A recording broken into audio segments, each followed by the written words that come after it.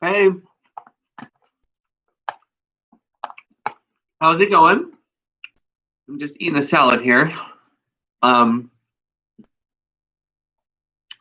Mediterranean salad. It's one of my favorite salads from work. I usually get it at lunch with a veggie sandwich. Well, it's pretty good. Um, so my name's Jarrett Casey. It's October 29th, 2020. Jarrett Earl Casey. So dumb that I say both of those, but it's 10:36 p.m. I'm at my apartment in Midvale, Utah, and I just got home from California Pizza Kitchen. I picked up a shift. A coworker of mine asked me to work for her tonight, so I worked from home during the day until 5, and then I suited up and I went into the restaurant, and I just got home from there. So it's here. So now I just got home, and I was tempted to not do this and just go straight to bed because I was almost fell asleep on the train, but here I am. So that's a good thing.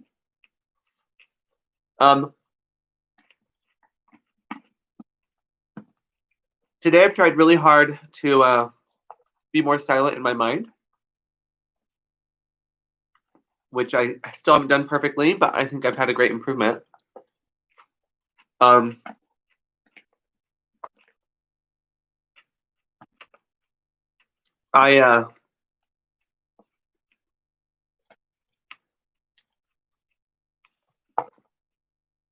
went to the gym this morning too. I woke up at 5 and I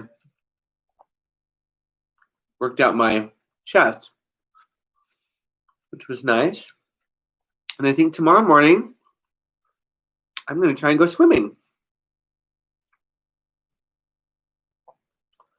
But if I don't go swimming, I'll work out my back. I guess I could try and do both. We'll see. But other than that, today has been a fairly good day. Of course, in my mind, I've been hearing that some people are starting to give up on me. And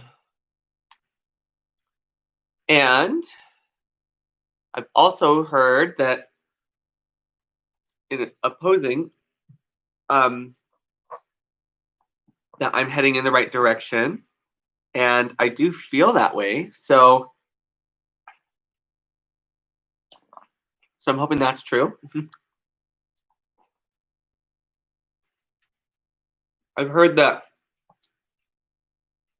there are so many people that love me, which I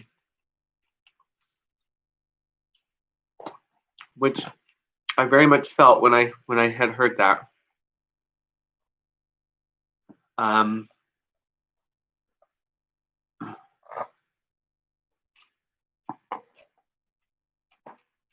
been starting to remember something that happened to me when I was in high school. But I think I was made to forget. Or maybe it was rolled back, or maybe it happened in a parallel universe or something, but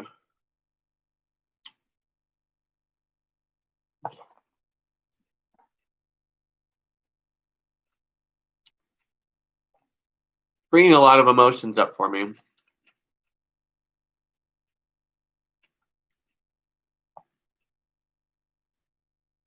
In the memory, a friend of mine, Shauna, and our friend Aaron came to me and wanted me to go see something down in almost central Utah, or just far that way. And we went. She had a rodeo, the Suzu rodeo. And we got there. And we got out, and then they said, "Oh, you have to have shoes on. So you have to have." I think they might have said you have to have white shoes. Did you bring white shoes? And so I was like, oh yeah, I have white shoes. And I went out and I got these K-Swiss sneakers.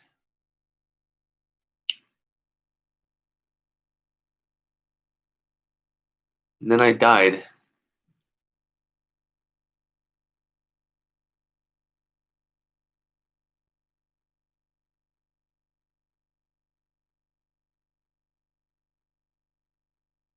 But it's a distant memory, so I guess it never really happened. Because here I am, right? But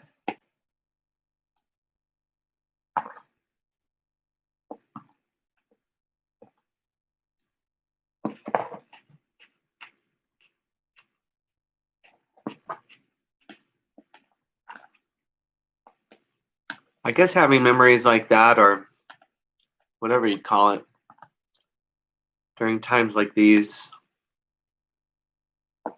I seem to feel even more alone than I ever have.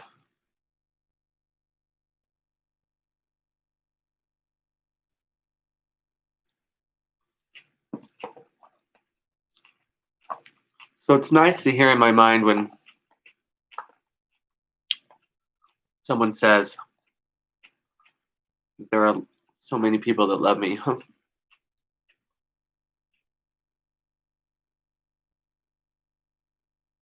And I believe it. I just have a hard time keeping that right here, you know? I mean, not really, because I know that's where it is, but I just,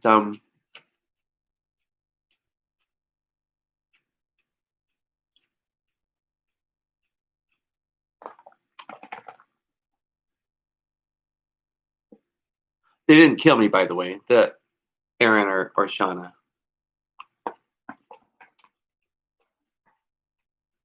Shortly after that, I was with other people and they were telling me what happened. So I was on the other side and they told me that Shauna and Aaron got hurt too. And I felt so terrible. And I didn't know what to do.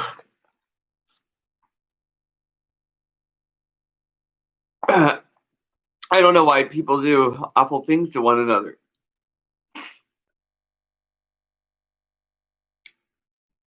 I just don't get it.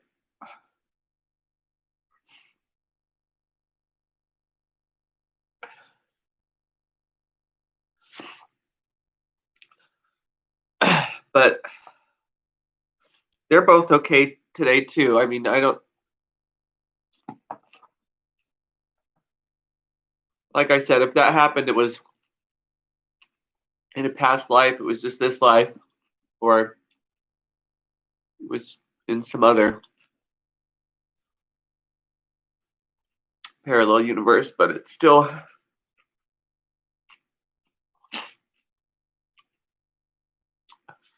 brings some stuff up for me. I think sometimes our mind, I remember last year I was sleeping at my parents' house and my best friend Casey, he lives in San Francisco now, him and his husband Mike. He was driving in a Range Rover in Mexico. They were in Mexico. He was in the passenger seat. And they went to go drive over a bridge and the whole bridge blew up. And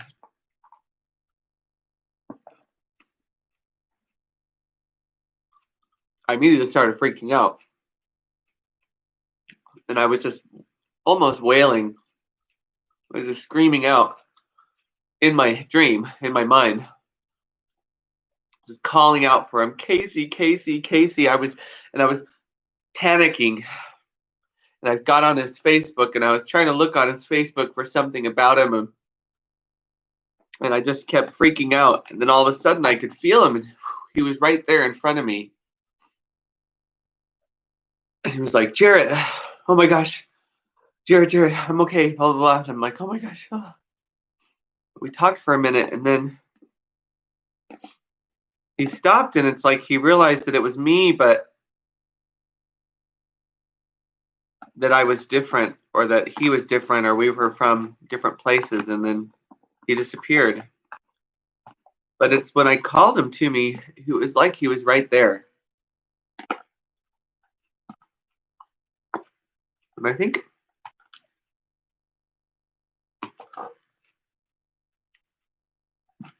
anyways, I think the him I called to me might have been from another parallel universe or dimension also. I think that happens sometimes. We're connected to each other here, but we're also connected in many layers. And anyways, I don't know why I brought that up, but it's definitely been something that's been coming up today for me. And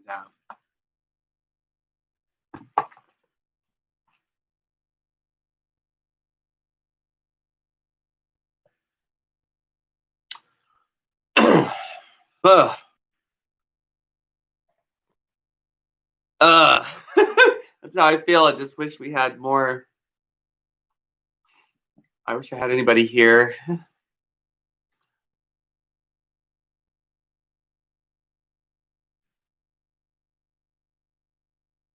There's just a lot going on. But when isn't there, I guess, huh?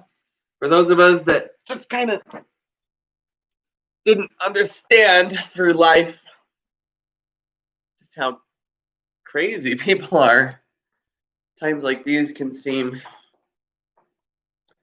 just overwhelming. But I guess for a lot of people, it's just another year planning for any number of things. I got Charlotte a little.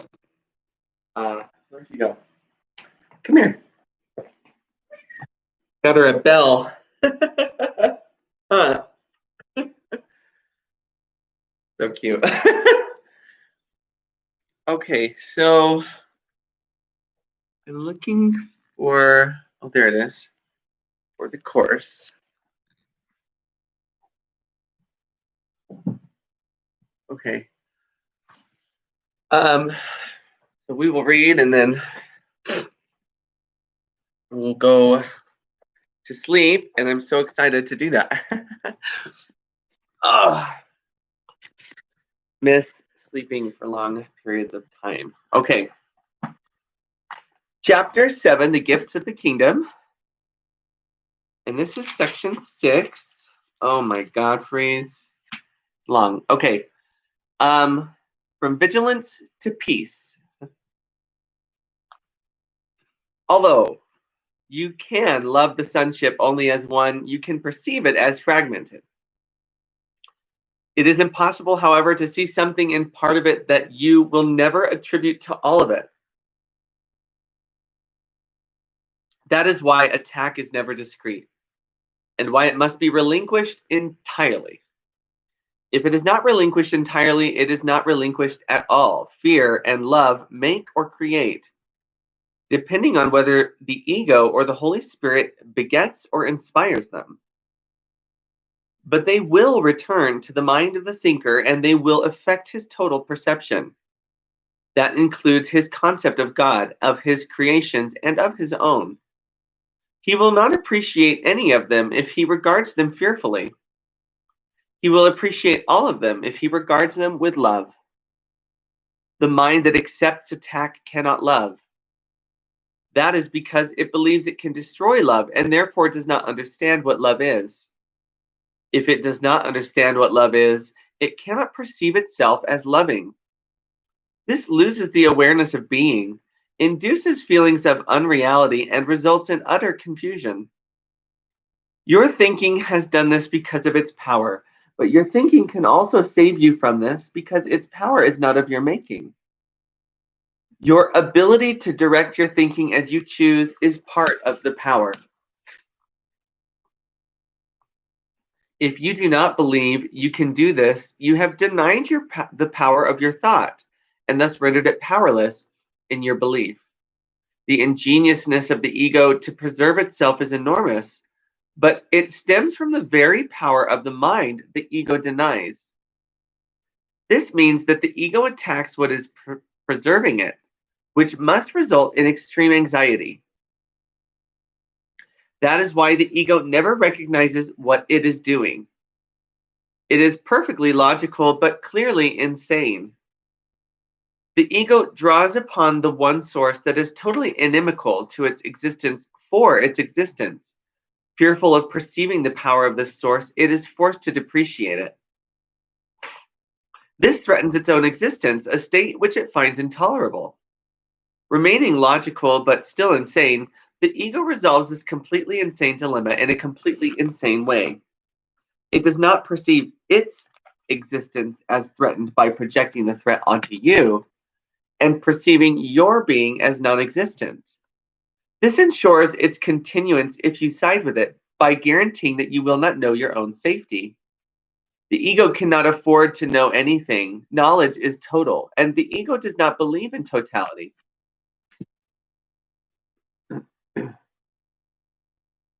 This unbelief is its origin, and while the ego does not love you, it is faithful to its own antecedents, my apologies, beginning as it was begotten. Mind always reproduces, and as it was produced by fear, the ego reproduces fear. This is its allegiance, and this allegiance makes it treacherous to love because you are love. Love is your power, which the ego must deny. It must also deny everything this power gives you because it gives you everything. No one who has everything wants the ego. Its own maker then does not want it. Rejection is therefore the only decision the ego could possibly encounter if the mind that made it knew itself. And if it recognized any part of the sonship, it would know itself. So, I'm going to be lazy. And we're going to finish this tomorrow because I'm very tired. But I do like here that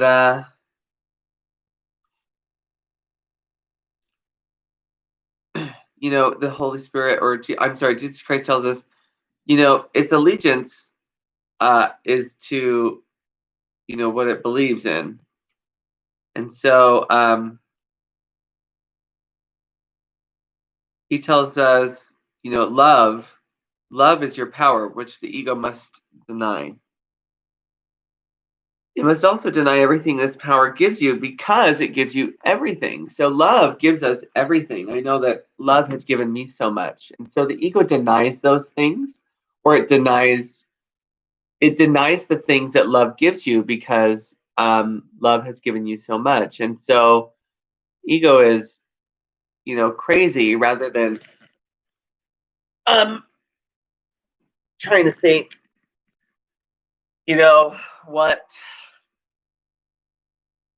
what that love is, or why, I don't know. It just denies everything. It's the craziest thing.